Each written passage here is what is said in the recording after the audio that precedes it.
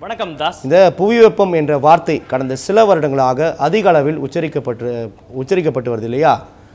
அதை பற்றி கொஞ்சம் விரிவாக சொல்லுங்கள் பாரதி. இப்போ பார்த்தோம்னாக்கும் கார்பன் வாயுக்கள் இப்போ தொழிற்சாலைக்கு வெளிவரக்கூடிய வாயுக்கு அப்புறம் புகை, அதுக்கப்புறம் வாகனங்கிறது வெளிவரக்கூடிய புகைன்னு சொல்லிட்டு எல்லா இடங்களையும் கழிவுகள் எல்லாமே கார்பன் பொருட்கள் தான் வெளிவருது.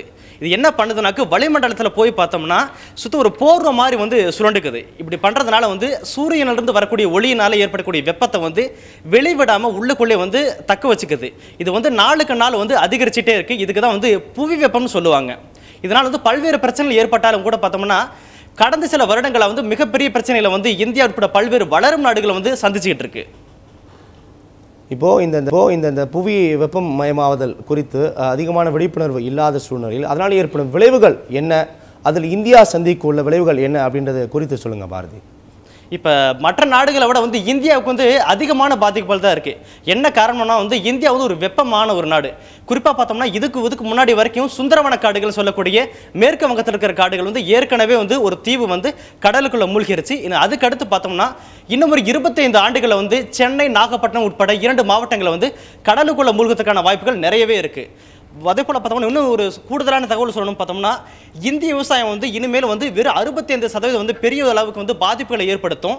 அதே போல் பார்த்தோம்னா சமீப காலமாக டெங்கு காய்ச்சல், சிக்கன் குனியாங்கிற பல்வேறு நோய்கள் அதிக அளவில் தென் மாவட்டங்களில் பரவிட்டு இருக்கு. இதுக்கு முக்கிய காரணம் பார்த்தோம்னா இந்த புவி வெப்பத்தை அதிகமாக ஒரு காரணம்னு சொல்லி அறிவியலாளர்கள் சொல்கிறாங்க. இதுக்கு மேலே பார்த்தோம்னா இன்னொரு புது காரணம்னா 2035ஆம் ஆண்டுக்குள்ளே இப்போ இமயமலையில் இருக்கக்கூடிய அனைத்து நதிகளும் சுத்தமாக அழிந்து போகிறதுக்கான வாய்ப்புகள் நிறையவே இருக்குன்னு சொல்லிட்டு அறிவியலாளர்கள் சொல்கிறாங்க தாஸ். இப்போது இதனை கட்டுப்படுத்துவதற்கு என்னென்ன நடவடிக்கைகள் இதுவரை எடுக்கப்பட்டுள்ளன, அல்லது இதை கட்டுப்படுத்துவதற்கான வழிமுறைகள் என்ன அப்படின்னு சொல்லுங்கள் பாரதி. இதை கட்டுப்படுத்துறதுக்கு பல்வேறு முயற்சிகள் பல்வேறு நாடுகள் எடுக்கப்பட்டாலும் கூட சமீப காலமாக பார்த்தோம்னாக்க டென்மார்க்கில் நடக்கக்கூடிய சுற்றுச்சூழல் மாநாட்டிலையும் சமீபத்தில் நடந்த G8 மாநாட்டிலையும் கூட முக்கிய பிரச்சனை அதை வச்சாங்க. ஆனால் இருந்தும் கூட வளர்ந்த நாடுகளை இந்தியா உள்ளிட்ட வளரும் நாடுகளை குற்றம் சாட்டுறாங்க. இந்தியா உள்ளிட்ட நாடுகளை இருக்கக்கூடிய சுற்றுச்சூழல் முக்கிய காரணம் சொல்கிறாங்க. இது சரியான சரியான ஒரு இது கிடையாது.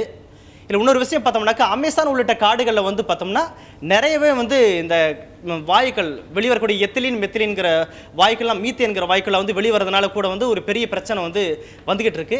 ஆனால் இதை கட்டுப்படுத்துறதுக்கு அதிக அளவிலான மரங்களை வெப்பமான நாடுகளில் அதிகமாக வளர்க்கலாம். இது ஒரு விஷயம் செய்யலாம். அதுக்கப்புறம் பார்த்தோம்னா கார்பனை அதிகமாக உமிழக்கூடிய வாகனங்களை பயன்படுத்துறதை குறைக்கணும். சாதாரணமாக நடந்து போகிறது அல்லது சைக்கிளில் போகிறது இந்த மாதிரி சின்ன சின்ன விஷயங்களுக்கு கூட அதிகமாக பயன்படுத்தலாம். இந்த மாதிரி சின்ன சின்ன விஷயங்கள் கூட ஓரளவுக்கு கட்டுப்படுத்தலாம் தாஸ். நன்றி பாரதி, உங்களுடைய தகவல்களுக்கு நன்றி.